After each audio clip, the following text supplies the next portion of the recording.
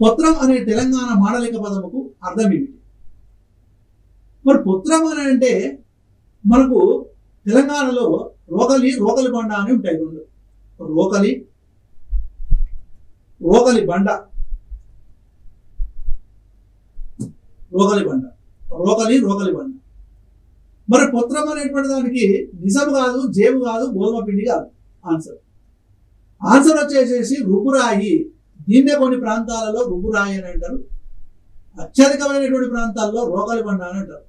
రోకలి బండ అంటే దంచేటువంటిది. ఆ రోలు రోకలి బండ. ఓకేనా? మరి రుబ్బు బండ అని కూడా అంటారు.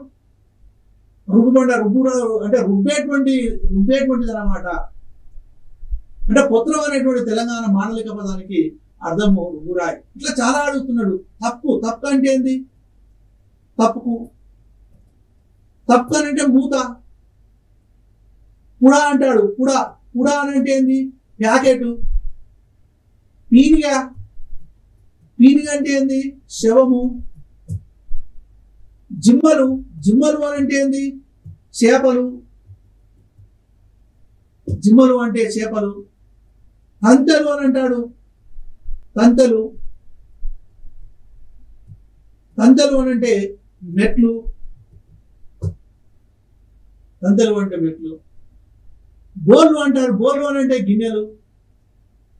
అంటే తెలంగాణ మాండలిక పదాలకు సంబంధించి అర్థాలు కూడా అడుగుతున్నాడు. ఓసారి అడిగిండు, అర్రా అని అన్నాడు. అర్రా అంటే గది. మిద్దె అంటాడు. మిద్దె అంటే ఇంటి పైకప్పు. ఇట్లా తెలంగాణ మాండలికాలు ఇచ్చి ఆ మాండలికాలకు అర్థాలు కూడా అడుగుతున్నాడు.